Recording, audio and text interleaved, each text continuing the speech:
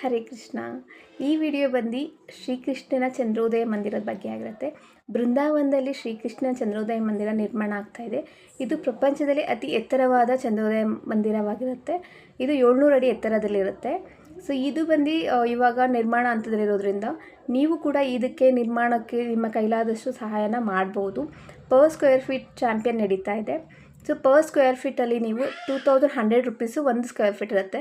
So ನಿಮ್ಮ ಕೈಲಿ ಎಷ್ಟಾಗುತ್ತೆ ಅಷ್ಟು ನೀವು ದಾನ ಮಾಡಿ ನೀವು ಕೂಡ ಇದರಲ್ಲಿ ಭಾಗಿಯಾಗ್ಬೋದು.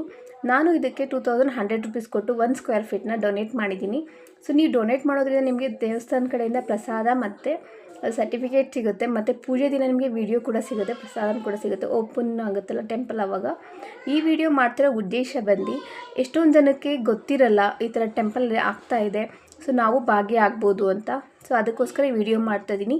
ರೀಸೆಂಟಾಗಿ ನನ್ನ ಫ್ರೆಂಡ್ ಜೊತೆ ಮಾತಾಡುವಾಗ ಅವಳು ಹೇಳಿದ್ಲು, ನನಗೆ ಹೇಳಿದ್ದು ನಾನು ಮಾಡ್ತಾಯಿದ್ನಲ್ವಾ ಅಂತ. ಸೊ ಅದಕ್ಕೋಸ್ಕರ ಈ ವಿಡಿಯೋ ಮಾಡ್ತಾಯಿದ್ದೀನಿ. ಎಷ್ಟೊಂದು ಜನಕ್ಕೆ ಮಾಡಬೇಕು ಅಂತ ಆಸೆ ಇರುತ್ತೆ, ಬಟ್ ಅವ್ರಿಗೆ ಗೊತ್ತಿರಲ್ಲ ಹೇಗೆ ಮಾಡೋದು, ಎಲ್ಲಿ ಏನಂತ. ಅದಕ್ಕೋಸ್ಕರ ಈ ವಿಡಿಯೋ.